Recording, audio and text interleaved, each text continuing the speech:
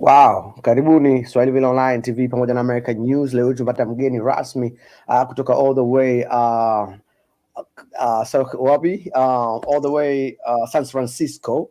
Atajitambulisha jina lake na tuko na Dr. kutoka all the way Columbia, South Carolina. Karibu sana dada yangu, karibu sana Dr. kumkaribisha dada yetu ambaye atatuelezea nini amekuja nacho leo katika hii Swahili Online TV pamoja na American Swahili News. Karibuni sana. Asante sana Mshatiri. Nashukuru kwa kutukaribisha katika kipindi hiki cha leo ambapo tuna mgeni rasmi ambaye anatoka moja kwa moja katika jimbo la California. Kama Mshatiri alivyomtambulisha, yuko katika mji wa San Francisco pale. Dada Regina Mgeta, karibu katika kipindi chetu. Asante sana, nimefurahi kupata hii nafasi. Jina langu naitwa Regina Mgeta. Kama walivyosema tayari Dr. na Abu, natokea San Francisco, California, na mimi ni Mtanzania. Asante sana. Karibu.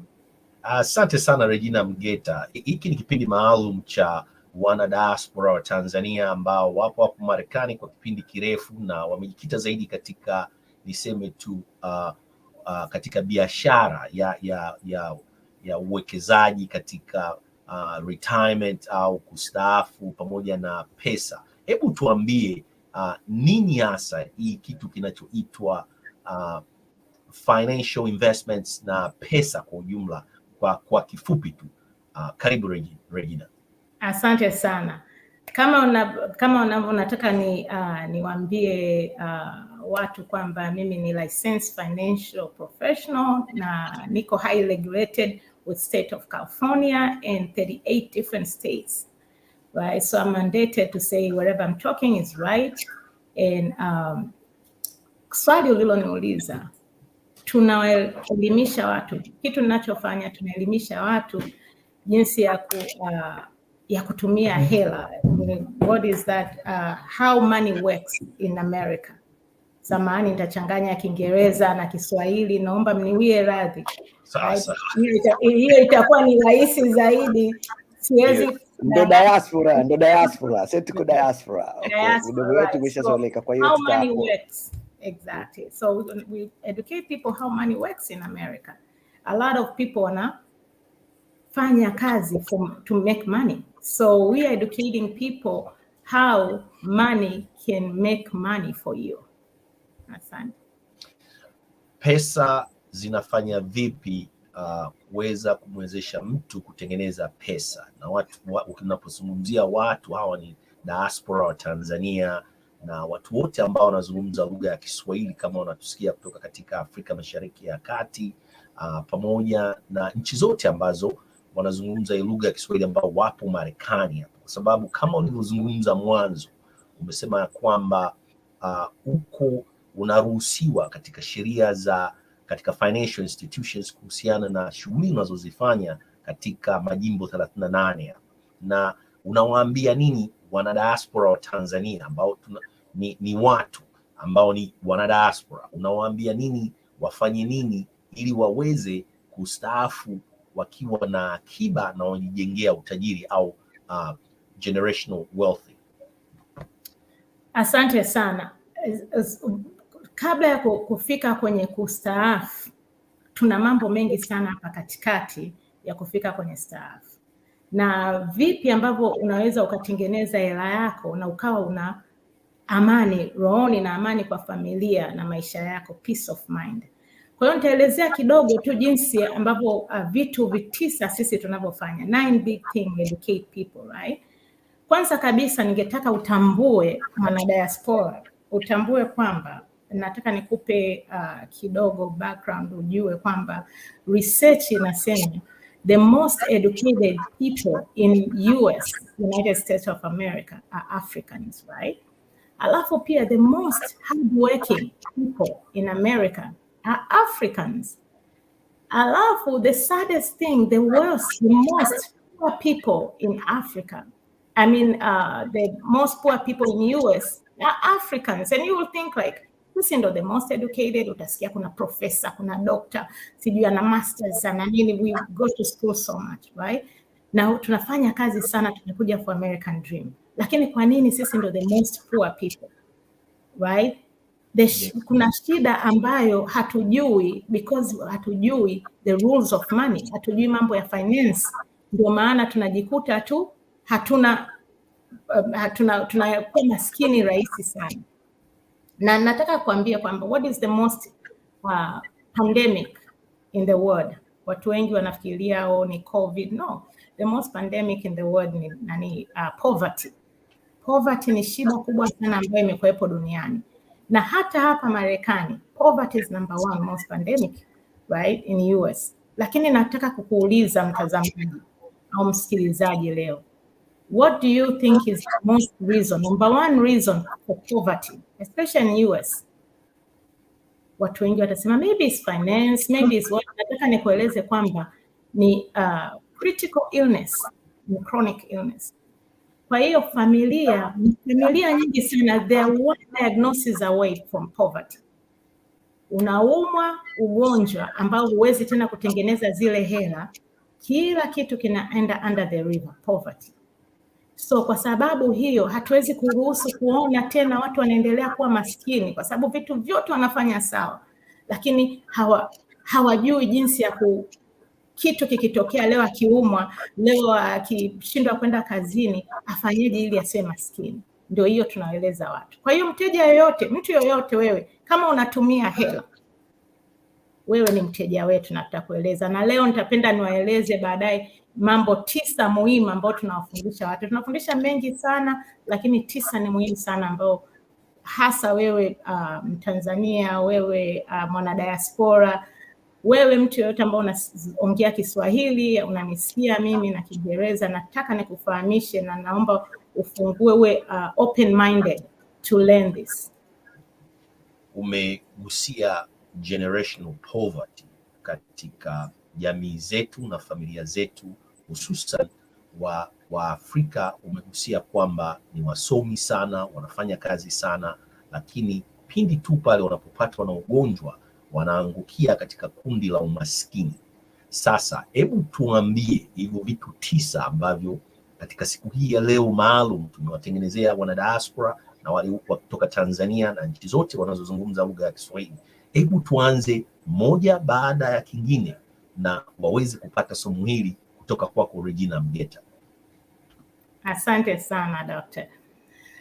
Ya kwanza nitapenda kuongelea kuhusu sisi tunacho educate people how we can increase your income, jinsi tutakapokuongezea hela kwenye mali yako, akiba. Samahani, nimeomba msamaha tena. Endelea dada yetu, endelea. Kwa hiyo how we can increase your income, tuna give opportunity when you come and work with us. We train you A to Z. Tunakufundisha, una haja ya kuwa na experience, as long as you pass the background check, kwa sababu lazima una pass background check with the state, with the company we work with them. We are highly regulated, sio mtu yoyote anaweza akafanya. Na pia lazima uwe na makaratasi. Wa Tanzania mnanielewa, makaratasi. Lazima uwe unaruhusiwa kufanya kazi Marekani. Kwa hiyo wanakucheki ukiwa ruhusiwa kufanya, tunafanya na sisi na unapata hela.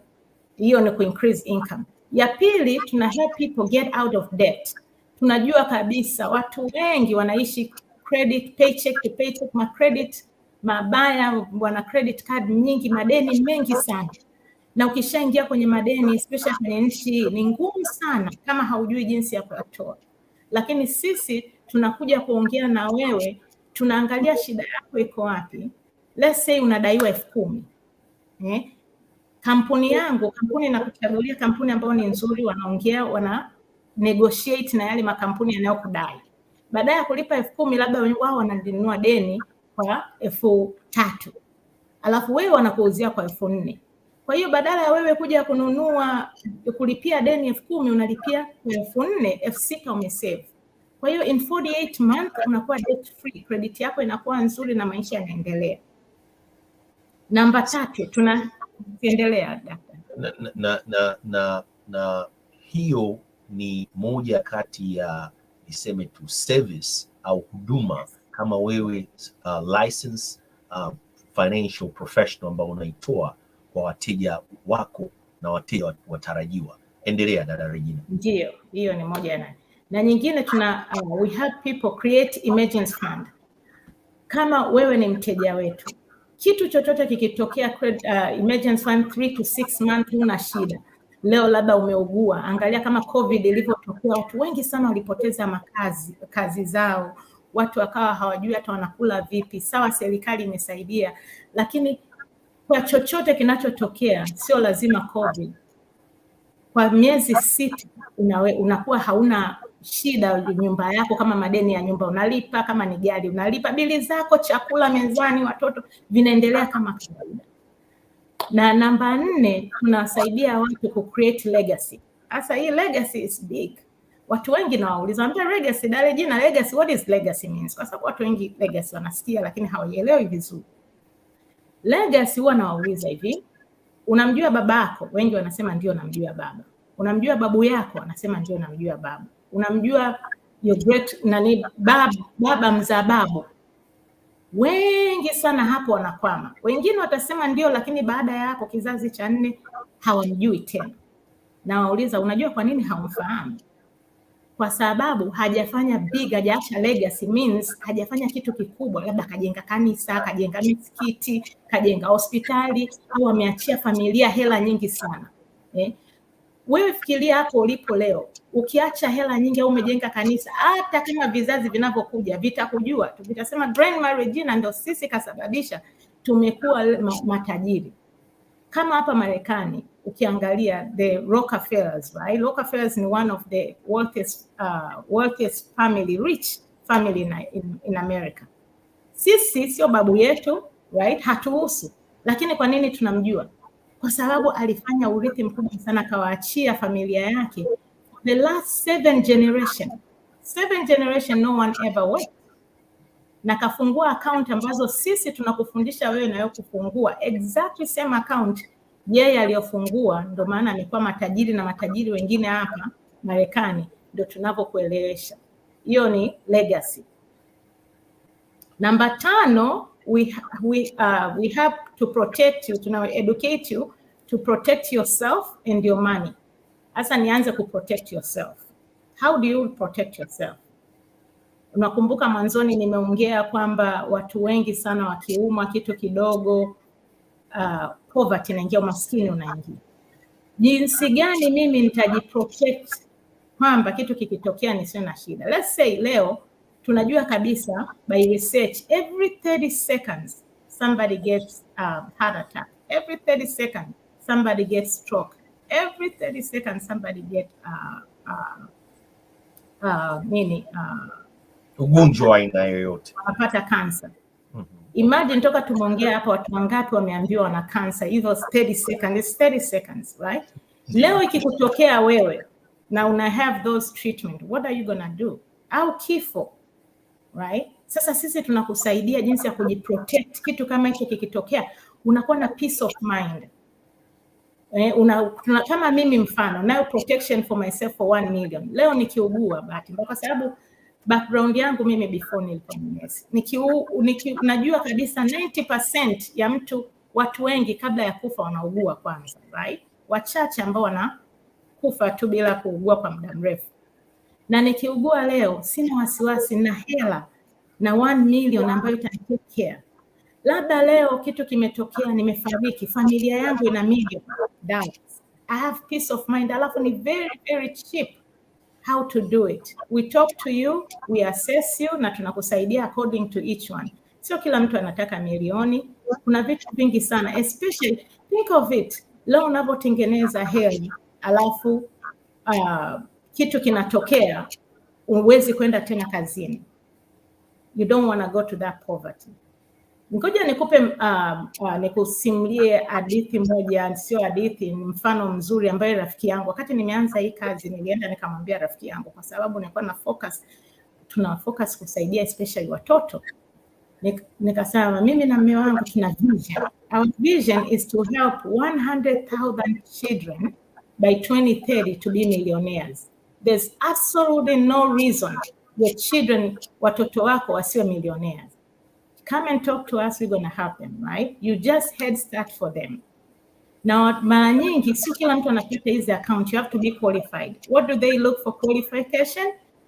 Wanaangalia driving records na wanaangalia health condition. Ukiangalia hiyo, watoto wetu wengi hawaendeshi magari so far, kwa hiyo that is pass. Health condition, watoto wengi wako healthy. Kwa hiyo this is the best time. Tunakaa naye tunakuonyesha.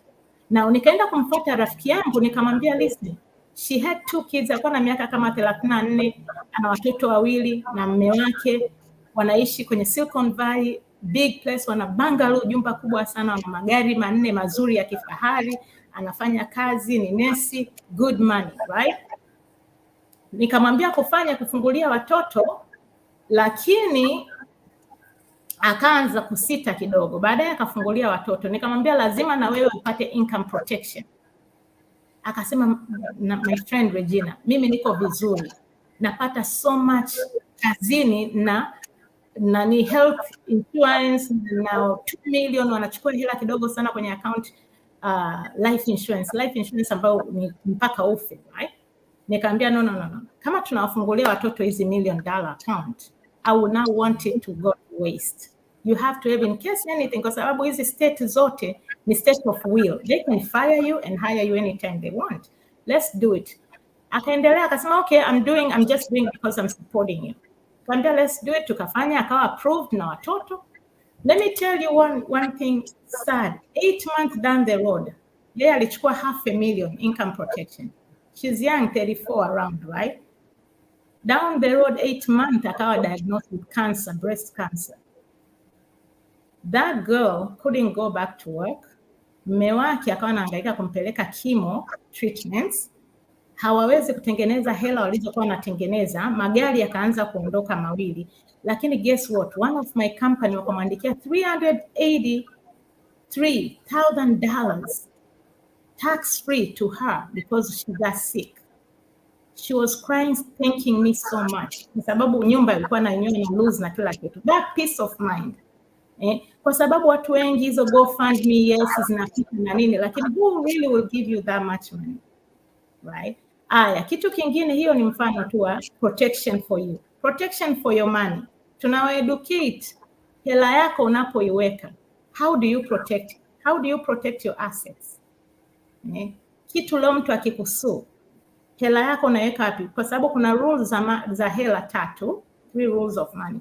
Unaambiwa ukiweka hela yako sehemu yoyote unaoweka hela yako, make sure you have high rate of return, right? Interest. So hela yako ikue haraka, the fastest. Namba 2, sehemu yoyote unapoweka hela yako, make sure you don't lose a penny. Make money, don't lose money, right? Rule ya 3, hela yako unapoweka, don't pay tax. Uncle Sam, you guys know him, right? Watu walio wanamjua Uncle Sam. Kwa hiyo hizo rule 3, na watu wengi wanaweka benki hela yao kwa sababu ya safety. Na watu wengine wana invest cryptocurrency, umesikia, Bitcoin na vitu gani, kwa sababu wanataka high rate of return, right? Interest kubwa. Na watu wengine wana invest hela zao kwenye life insurance kwa sababu ya tax free. What if I can tell you we have that account ambayo ina zote hizo. Unaweka hela yako iko safe, unapata high rate of return na bado una tax free. That's what we educate people. Kama wealthy people ambao wanafanya huko Marekani. Right? Umesikia Trump halipi tax. Yes, legally he doesn't pay tax and he make billions money, right? Mimi na wewe tunatengeneza hela lakini tunamlipa Uncle Sam how much? A lot. Almost 23% of our gross income. Sasa hebu kabla hujaendelea, hebu turudi nyuma kidogo. Umezungumzia mambo mengi sana, karibia 4 au 5, isaishe kama siko sahihi. Ni mafanikio gani mpaka sasa hivi na kwa muda gani umekupo katika biashara, na Watanzania wangapi wanaitikia, na nini hasa mwito wako kwa Watanzania katika biashara hii ambao unaifanya ya kuhakikisha kwamba pesa inazalishwa, inalindwa na inaweza kugenerate, niseme tu generational wealth katika familia na kujenga hiyo legacy? Yes. So ngoja nianze na part moja. Mimi nimeanza ili 2019, October 2019 I came full time kwenye industry ya financial. Just a little bit and tell you, toka tumeanza kuwasaidia watu, siwezi kusema ni wote wa Tanzania, lakini wa Tanzania pia wapo wengi tunawasaidia. Tumeput in their families at least 40 million, 40 milioni 40 kwenye families. Think of it. Hii ni ya Kimarekani au ya Kitanzania? US dollars, 40 million. Wow. Let me tell you, every time I see your kid and see yourself, your wife, let's say wewe una familia, una mke, una mme na mke, familia na watoto wawili. Those are 4 million in your house. You have peace of mind. Ukipata ugonjwa, ukiishi too long, ukifa mapema, you know for sure million is coming in your house. And no one ever can come and sue you or report you. Hata kama ugonjwa ukija, unajua Marekani hapa ukiwa unaumwa, zile hospital bills, why watu wanakuwa poverty? They mandated, wanaruhusiwa kwenda kuchukua nyumba yako, kuchukua 401k yako, kuchukua hela popote pale panapoweza ili kulipia hospital bills. Ndio maana watu wengi sana wanaenda kwa poverty pia. Kwa hiyo sasa tuende kwenye nafikiri tuliishia kwenye namba 5, tuende kwenye fundisho la fedha namba 6. Fundisho la fedha namba 6. Yes. Ndio. Number 6, tuna help people create college fund or $1 million baby account. Now this one is so huge for me. This is big for me. This is the vision we have. Like that's why mtu yoyote yule mwenye watoto, you know, I'll come to you. I'll get to you one way or the other. Right? Na tunajaribu kutafuta referrals a lot. Watu jamani, tuambieni njooni nje kwenye madarasa tunawafundisha. Ni bure. Tunataka uwe na education hii. Hata kama hautaweza kufanya leo, walau kesho ukiwa tayari uwe na education, unajua what to do next. Kwa hiyo create emergency million fund. Kama watoto wangu mimi, they are set. We open account for them, right? Na vision, we are going to do it. 100,000 children by 2030. But I will need your help. Wewe kama unanisikia, wewe kama ni Mtanzania, unajua uko vizuri, unaweza kufanya kazi, right? Tuna position ambayo unaweza kuwa kwenye referral program. All you do, you just refer us and get paid. We really get reimbursed really good. We get good money for you, right? Kwa hiyo in doing that, watoto wetu wanakuwa free. Imagine Marekani wanasema is freedom of speech, ni free country. Let me tell you the truth.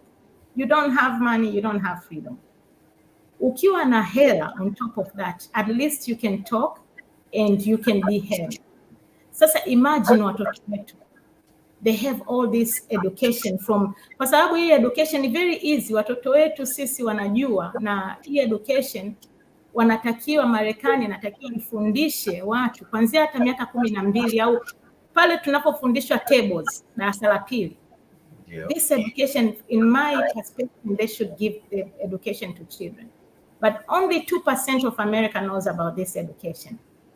Right? You can imagine about 350 million people in America, only 2% knows about this information.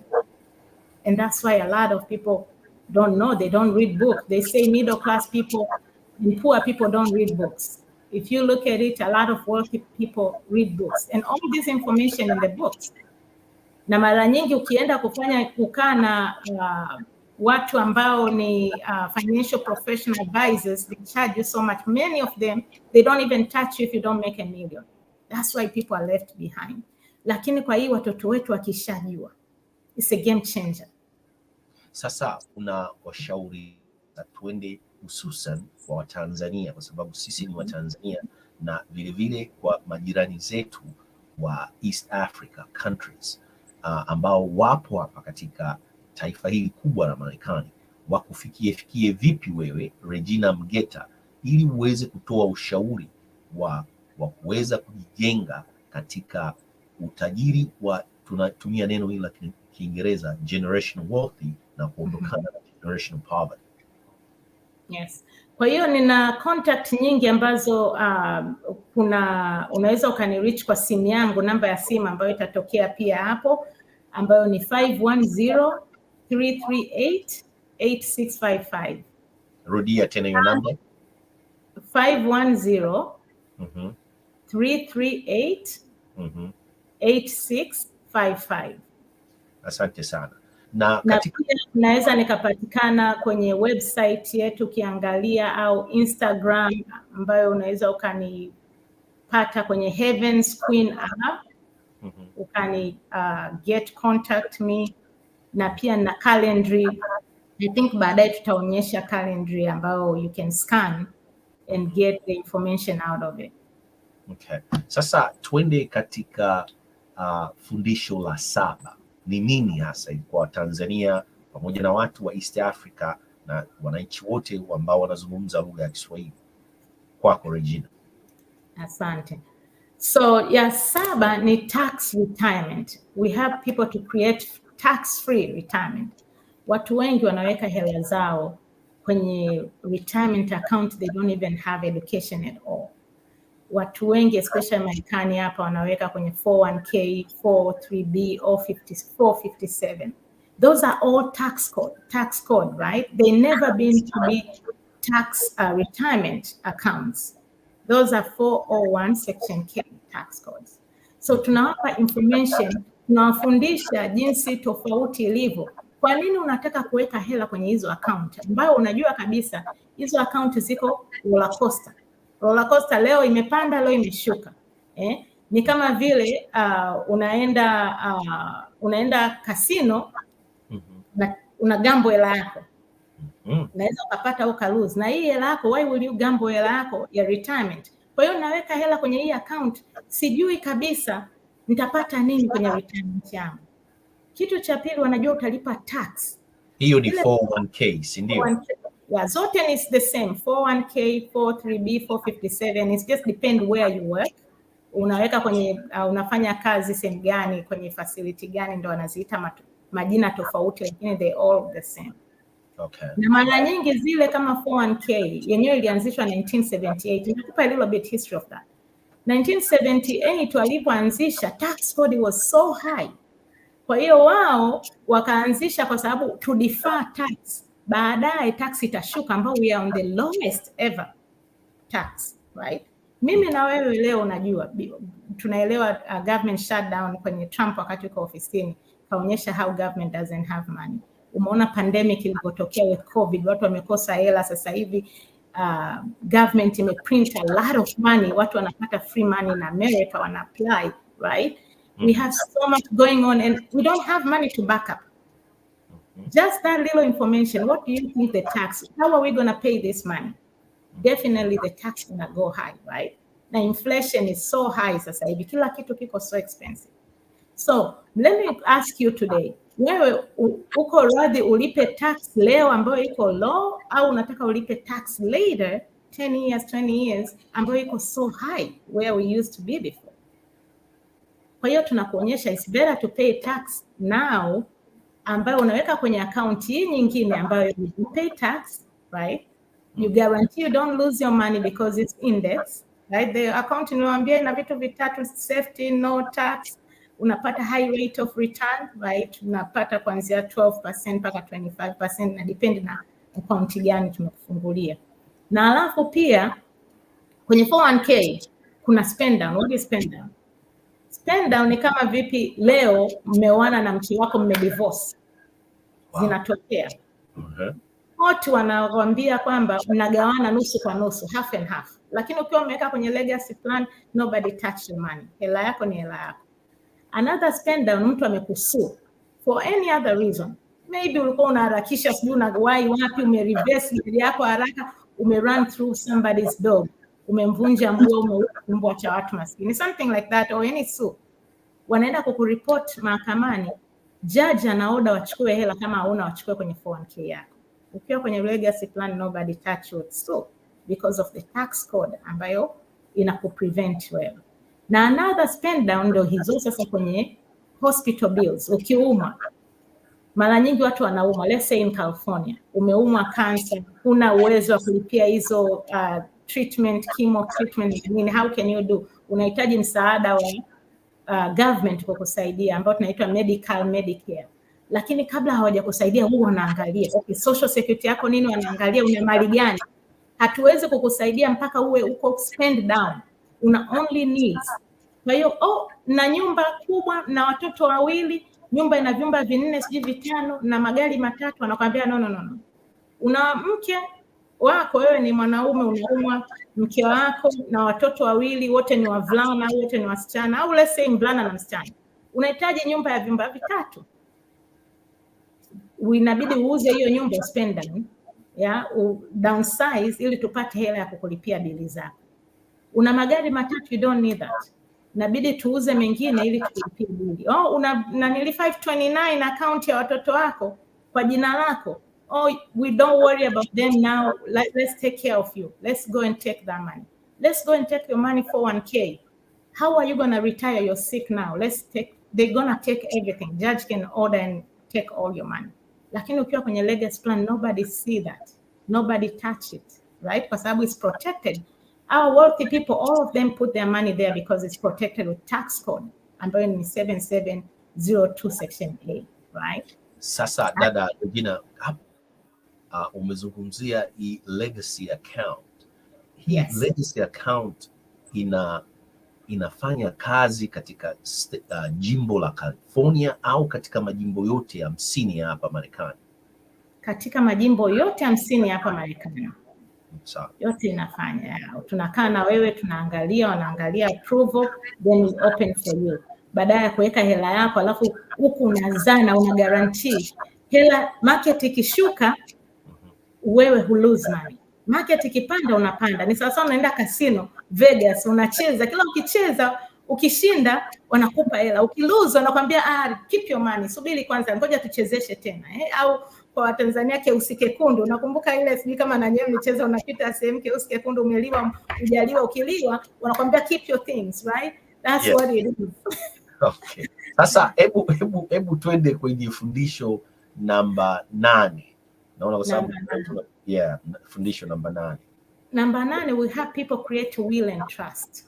This is huge too, very huge. It's dear to my heart. Hebu tupeleke. Will and trust. Yeah, what is will and trust? Will, mara nyingi ukiwa labda kama umeenda hospitali unaumwa huko, unafanywa procedure au whatever, mara nyingi manesi wanakuuliza au daktari, do you have will in case of emergency, something happen, in case you cannot make decision, who do you want to make decisions for you? Who will take control of your kids or your assets, stuff like that, right? Watu wengi wanakuaga wameandika nyumbani tayari kwenye karatasi zao. Wengine hata hatujaandika, tunaomba Mungu, tunaishi day by day, right? Lakini wewe umeandika chini, sawa. Hiyo karatasi ulioandika, it doesn't mean anything, right? The judge can change it anytime they want. What is the difference ya will na trust? Trust ni ile wish yako umeongea na attorneys, inaenda kwenye court na gongwa muhuri. Na ikisha gongwa muhuri, hata judge hawezi kubadilisha. In case of anything, leo umeugua, umepata ugonjwa wa akili, labda uweze ku think yourself, au labda umekufa, au cannot make decision. Judge can never make any changes or anybody else your wish because of trust. Let me give you a good example.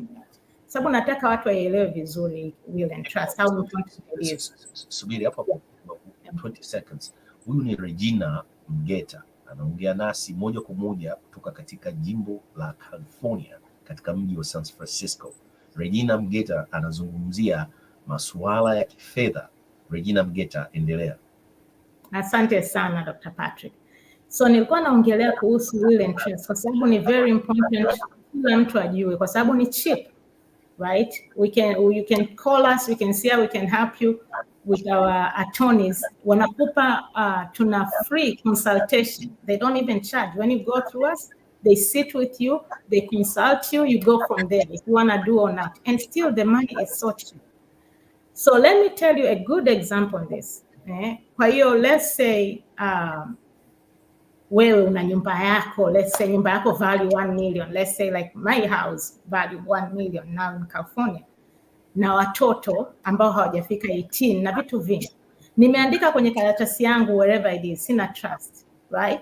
Nimeandika watoto wangu kama nikifa au kama nikiugua au any issue I cannot make decision, kwa sababu unaweza kupata Alzheimer, kuna so much disease can cause you not be entertaining, right? Anatokea mtu kwenye ile trust, sasa wanaanza kuangalia hivi vitu ametokea, what can we do? Kwanza namba moja, your asset, nyumba. In California, I know for sure now, is 4%. Anything happen, before judge anaongea, before anything, the case only is 4% of your asset to pay to the court before they can create the case. Kwa hiyo kama una 1 million your house, that is $40,000 your family has to come to pay the court before they can decide who is gonna go where or what doing. Now let's say watoto wangu nasema dada yangu atawaangalia sijui au mama mdogo au shangazi yao, whatever it is, just in the paper. Anakuja rafiki yangu huko alikotoka anajijua mwenyewe, kumbe nilikuwa naongea naye na share naye stories zangu na maisha. Anasema no, dada yake yule hawezi, au yule wifi hawezi, anakunywa sana, sijui ana vitu gani, ana hire a very good at lawyer. Anaweza akafight na judge give all the kids to her, all the stuff to her, because there was no trust, right? So that's why it's very, very important kuweka hivi vitu vyako vizuri. Think of it, nye kama mnamjua the Wakanda guy, aliye act movie, alikuwa anaumwa, you will think like, hawa ni celebrities, right? Wanajua vitu vingi. Let me tell you, a lot of people don't have trust. Mpaka leo hii, you can look it up, mpaka leo hii, alikuwa na trust, mali yake yote iko bado probate court. Where is it going? Mke wake na watoto, they are suffering. Alikuwa na make billions. Then you think like ameumwa cancer kwa muda mrefu, ni mtu mwenye maarufu. Why didn't they have it? People don't have it. Sasa, right? Sasa unawaambia nini wa Tanzania diaspora ambao wako hapa Marekani na nchi zote katika mabara 7 duniani kuhusiana na wills na trust, na ambayo ni mirathi hiyo ya mali zako ambazo kuanzia pesa mpaka assets? Nini maoni yako kwa kifupi tu kuhusiana na wills and trust?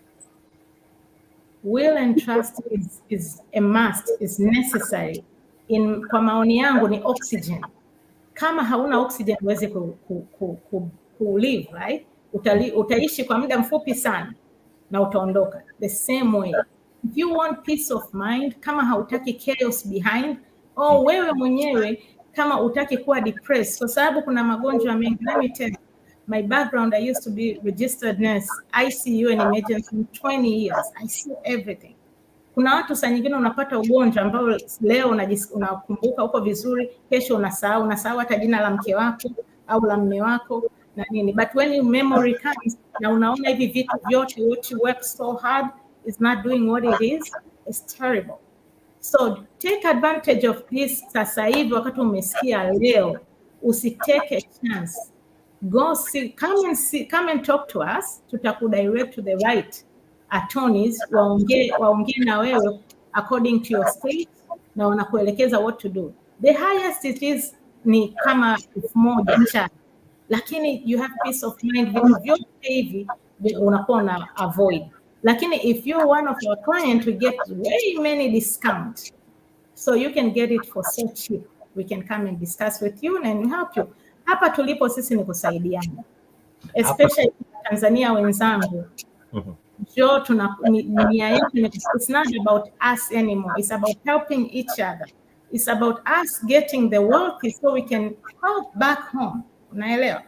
Wale wa Tanzania, mimi leo nikifanikiwa, wewe Mtanzania utaenda kujenga hoteli au utajenga kitu gani, ndugu yangu huko nyumbani atakuja kupata kazi kwako, hujamsaidia. Kwa nini nisaidie wa Filipino tu na nini? Siwaachi, lakini nawasaidia, lakini ningependelea zaidi mtu wetu. Imagine this. If all 100,000 children, millionaire families hizi, million, kila mtu anapata million. Au ngoja tufanye tu, tuna watu Tanzania hapa sijui tuna status yetu ni ngapi tuko, lakini tuseme 1,000. Wa Tanzania 1,000 wote wao ni millionaires. How much million is that? US dollars. In case of anything happen, they are sick, they have million. They are dying, they have million. They get older, they have million. How much can we do to us and back home? Unajua hatusahau nyumbani, hatuwezi kukaa tu. Ndio. Sasa naona muda umekimbia. Hebu tuzungumzie fundisho nafikiri la 8 na la 9. Yes. Nini nayo hasa kwa kifupi tu? Sasa la 8 ndio ilikuwa will and trust, la 9 ni 401k rollover. 401k tunawafundisha watu how your 401k. Watu wengi wamefanya kazi before makampuni, tunahama huku na huku, tumeacha 401k zetu, hatujui hata jinsi ya kufanya, tunasubiria tu, kwa sababu ukitoa hela kabla ya 59.5 wanakucharge penalty, right? Kwa hiyo mara nyingi watu wengi unakuta hawana hata knowledge, yani niliacha kazi huko sijui hata na how much wameacha kule. Ni kuna watu wengine sasa hivi wanao retire, if you're 59.5 or 60, watu wengi wanakuja kushtuka, oh my gosh, retirement yangu hela nilikuwa nafikiria sio, at this time siwezi hata kuretire, I continue to work, lazima nifanye miaka mingine 5 10, labda nitakusanya hela, right? Lakini tunakusaidia hivi, kuna account ambayo tunaweka hela zako baada ya kuziacha kwenye 401k, 403b au 457. Kuna account ambayo tunaita roll over, tuna move over there, you guarantee you don't lose your money. At this time sasa hivi tuna bonus ambayo ni 30%. Let's assume leo na 100,000 kwenye 401k, una move for this account, unapata $130,000 day one. Una guarantee that you're gonna have benefit on that. Una guarantee unapata long-term care on that. And the huge biggest one which everybody love it, income for life. What is income for life? Pension for life. Let's say na $200,000 $200,000 kwenye retirement, na kila mwaka labda anachukua 50,000, miaka 4 tu hela yangu si imeisha. Sasa hapa 50,000 mimi ni hela yangu ikiisha wanaendelea kunipa mpaka nife, na kama na mume wangu au mke wangu spouse, they continue, mimi nikifa wana continue to pay them until they die. That's income for life. So everybody does that. Everybody move that. And if you have, una hela somewhere, we happy we call with you on the phone, tunakuelimisha kwanza mpaka uelewe, alafu ndio tunakwambia okay, let's call the companies. Angalia hela yako ilivyo zunguka juu nchini, angalia mwaka 2020 before 2019 ulikuwa na bei 2020 March market ilivyo drop, unaona hela yako ilipopoteza, tunapiga na wewe kwenye kampuni, unaelewa kabisa, unaona oh my gosh, wanakwambia March, waulize bei gani wamelipa mwaka, haya wamekuchaji bei gani kampuni, unasema oh my goodness, hiyo March doesn't work. Kwa hiyo tunakuelimisha vizuri. Ngoja nikupe mfano mzuri. Mimi wakati nafanya kazi nilikuwa before niko Michigan, very youngness, working so hard, maximize my retirement. Nikaondoka nimekuja California and I was like oh my goodness, niko vizuri, I don't have to worry about it, right? No education about it.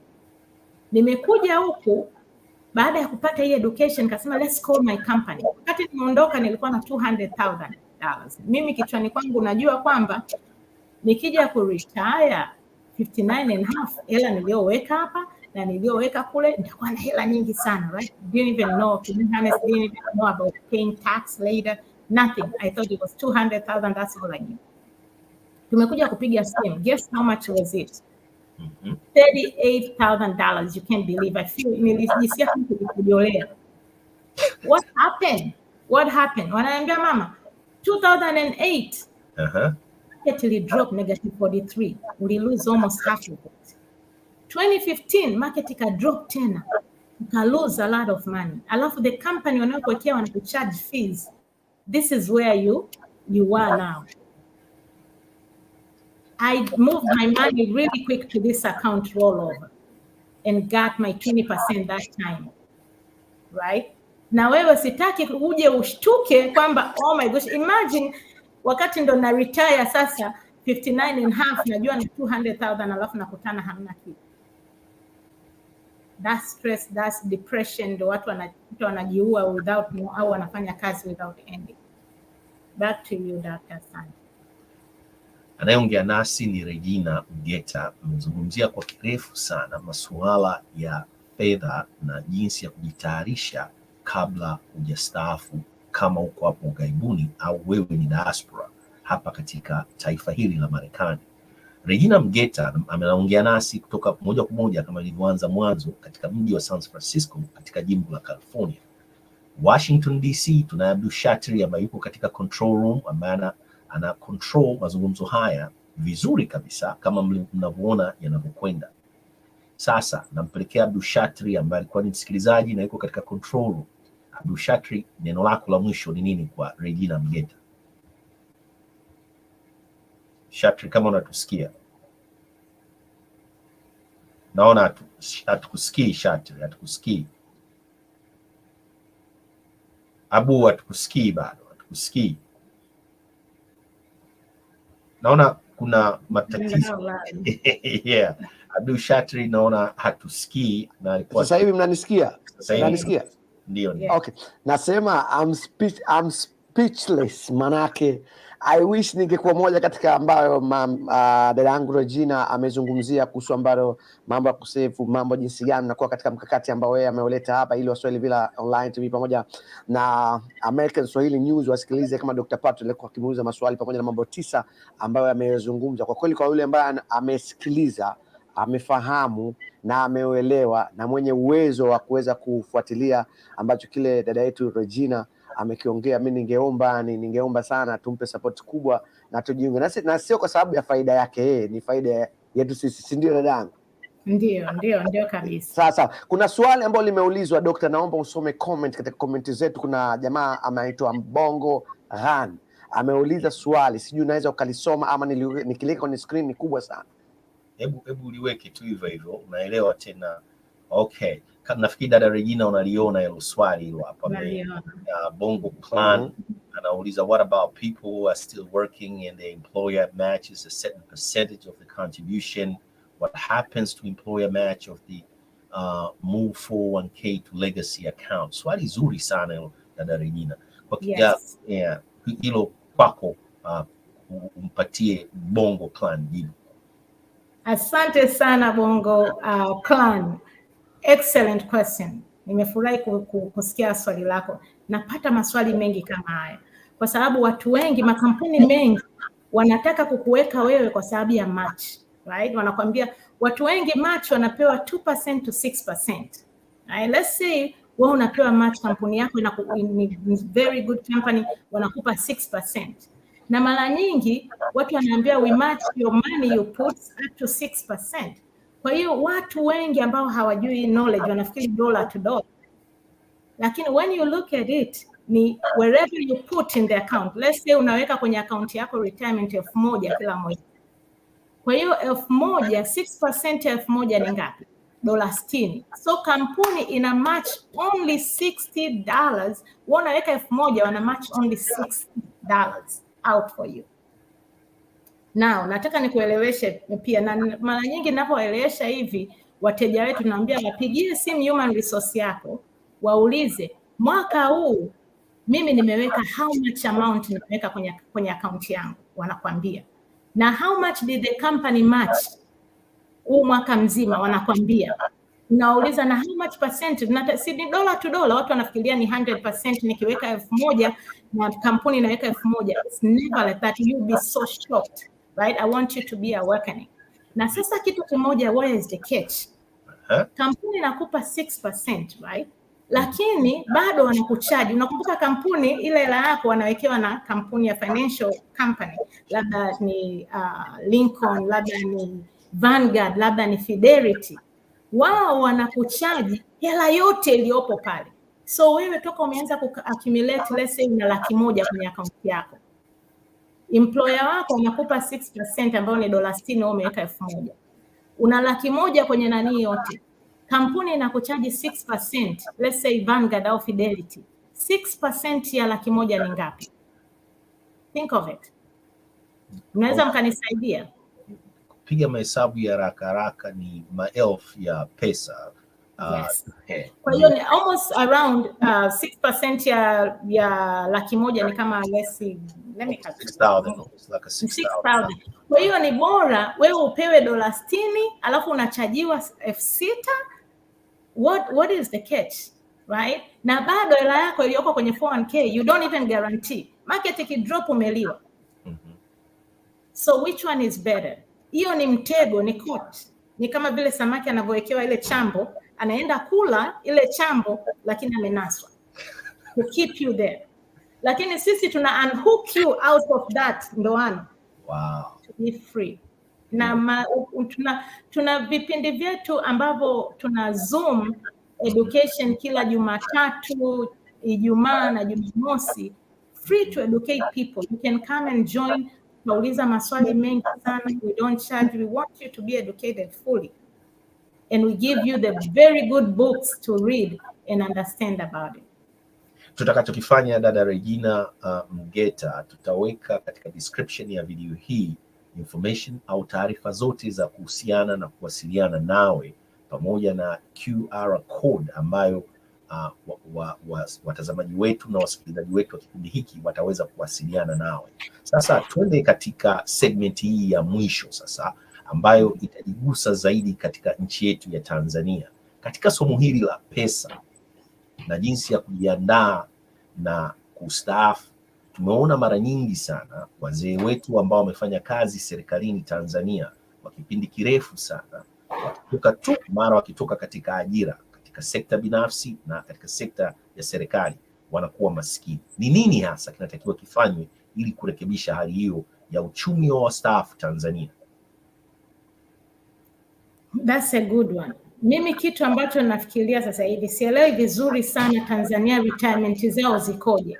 Right? Sielewi vizuri, siwezi kuongelea kitu ambacho sijui back of Tanzania vizuri. Najua nimesomea financial ya Marekani kwa Watanzania, ila naweza nikashauri kama umejipanga vizuri, kwa sababu katika hizi account, hata kama wewe ni Mtanzania, kuna vitu ambavyo hata kama hauna social security au unataka kuwekeza kwa ajili ya watoto wako au mwenyewe, kuna information ambavyo makampuni huko wanahitaji uwezekaji fulani, labda kama wewe una nyumba huku au una bank account amount, bei gani amount, talk to us, will help you. Sio kwamba kwa sababu hauko Marekani au hauruhusiwi, no. Hata nchi nyingine tunawasaidia ma celebrities wa Nigeria, sijui watu gani ambao wanajiwekeza kwenye nchi yetu. Kwa hiyo wewe kama unataka, njoo ongea na sisi. Na vipi ambavyo labda niwasaidie wa Tanzania labda wanaosikia huko wanasemaje, sisi tuko Tanzania maskini, hiyo hatutapata, unajua sio hatuwezi kufaidika. Kuna kitu kimoja ambacho nimekifikiria jana usiku na nikasema what can I do to give back to my people, right? I want to remain, mtu akisikiliza hii conversation asiondoke bila kwa sababu eti haimuhusu au yeye hana. Sasa nataka nikwambie wewe, ushindi kwa wote. Naita ushindi kwa wote. Ushindi kwa wote vipi? Mimi ni Mtanzania, niko Tanzania, na nifanyaje nipate walau hicho kiasi kidogo na hela. Kwa hiyo nimesema hivi, kwa sababu tuna focus sisi, watu wengi tunataka waje wafanye kazi na sisi ku get to our vision, right? 2030, 100,000 children, all other these things tusaidia watu. Ukirifa mtu yoyote akaja kufanya kazi na sisi, akawa approved na kweli ameanza kufanya na sisi, wewe ulipo sehemu yoyote duniani, tutakupa $50 ya asante kutuletea watu kufanya kazi na sisi, right? Na kama watu wengine watasema mimi sijui mtu yoyote Marekani, kwa sababu kampuni yetu iko Marekani, Canada and Puerto Rico. Si dadangu, Regina, tafadhali mimi sinamjua wapi mtu wa Marekani, namjua wapi mtu wa Canada au Puerto Rico. Okay, wewe unajua Instagram yangu Heaven's Queen, nitaenda kuweka huko leo information baadaye. If you can share every week, tutaenda mpaka Easter. Every week tunachagua mshindi mmoja ambaye ameshare that na watu, tunampa $50. Every week tutakuwa tunatoa $50 kwa mshindi mmoja ambaye ameshare a lot of information. Kwa hiyo unaweza ukashare information yetu ambayo TikTok kusaidia watu kutafuta. Ushindi kwa wote. Wewe umeshare, umetupa sisi mtu kuja kufanya kazi, watoto wewe matajiri na wewe umepata kitu. $50 ni big, right? Na hapa Marekani watu wengine tuko hapa hatuna makaratasi, hatuna nini. Share something, come and talk to me. Mwambie ndugu yangu, wewe una makaratasi, kapanye time, spare time, unatengeneza mamilioni ya hela kule, nenda, mimi nakupa $50. Ndio maana dada Regina, kwa wote, kila mtu ndio maana huwa nasema kila siku, kutokana na sisi tunazungumza na watu tofauti tofauti, tunapata idea tofauti tofauti, especially kwenye mambo ya pesa, mambo ambayo pesa atakusaidia wewe mwenyewe, mambo ambayo unampata mtu kama dada yetu Regina hapa amekuja Regina, samani, dada yetu Regina amekuja kutupa mambo ya finance, mambo ya kusave, mambo ya kutafuta hela, share. Ndo huwa sisi kawaida yetu ni kushare kwa mtu ambaye yule tunamjua anafanya vizuri kwenye society, anainua watu kwenye society. Ndio maana wakazungumza kitu kama share. Nimekipenda sana hicho share. Kama walivyo mambo ya siasa, nakwambia talk. Kwa hiyo na sisi hapa katika Swahili Villa Online TV pamoja na American Swahili News, always Dr. Patrick Ningula all the way kutoka Columbia, South Carolina, huwa tunashare vitu. Tuko kama social media.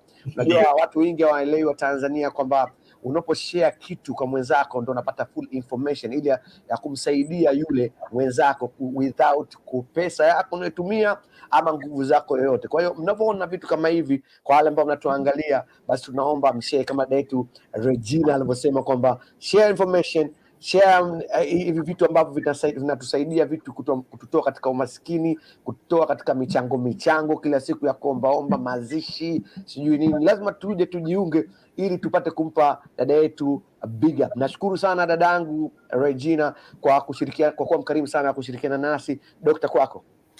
Najua Shati uko Washington DC, mimi niko Columbia, South Carolina, na Regina yuko This is babu kubwa, right? San Francisco, California. Sasa wow. Neno lako la mwisho dada Regina, take us home, dakika 3, malizia. Neno langu la mwisho, kama unanisikiliza, do something for you, for yourself and your family. It's not anymore about you. Let's help our generation. Let's help other people.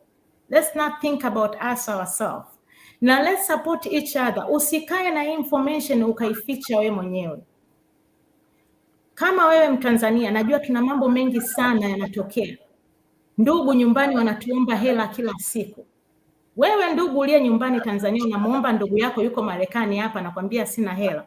Mwambie nenda kamaone da Regina, nataka hiyo $50. Kama utafanikiwa, nataka hiyo $50.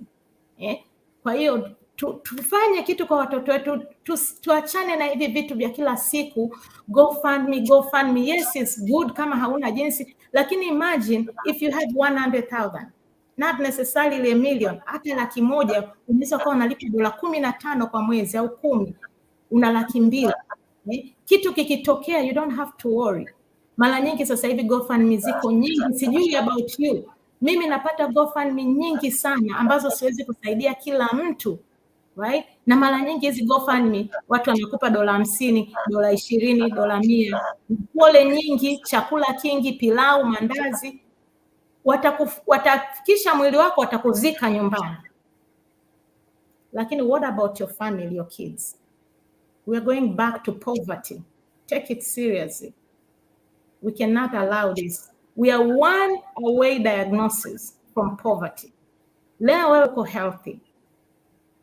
You don't know about the next minute or kesho. Unaweza ukatoka nje, mtu akakurun, akakugonga. That's it. Take advantage of it while you're healthy. The time is now. Asante sana.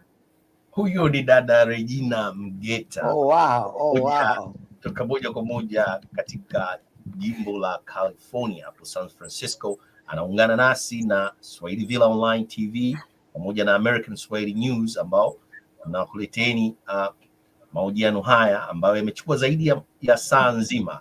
Tunakushukuru sana dada Regina kwa kuungana nasi, na karibu tena ukipata nafasi kuongea nasi. Abdul Shatil kwako.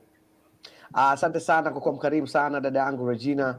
Tunashukuru sana. Hii hajakuwa kirahisi tu, kwa ambao natusikiliza tumepanga na kupanga, kwa sababu muda vile vile ni gharama, nguvu ambazo tumetumia ni gharama, pamoja na uwezo ambao tumetumia ni gharama vile vile. Kwa hiyo kitu sio rahisi. Tumekaa, tumepanga mpaka leo tukafika hapa, tukamweka dada yetu Regina katika screen ya Swahili Villa Online TV pamoja na American Swahili News. Kwa hiyo tumejitahidi sana ili kuleta upendo wetu, kwa sababu sisi slogan yetu ni tusambaza upendo. Upendo wenyewe ndio huu ambao hauhitaji pesa wala hauhitaji chochote, ni nguvu tu ya kushirikiana, kama dadangu tena nasema, narudi alivyosema kwamba share share share. Kwa hiyo mimi nashukuru sana dadangu Regina kwa kuwa mkarimu nasi.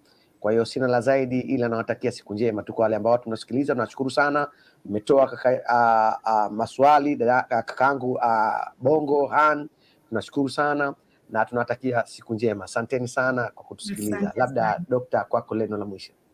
Asante sana kwa kuungana nasi dada Regina. Karibu tena katika kipindi chetu. Asante sana kwa kunipa nafasi hii kushirikiana na Watanzania wenzetu na diaspora kwa ujumla. Asante sana. Asante.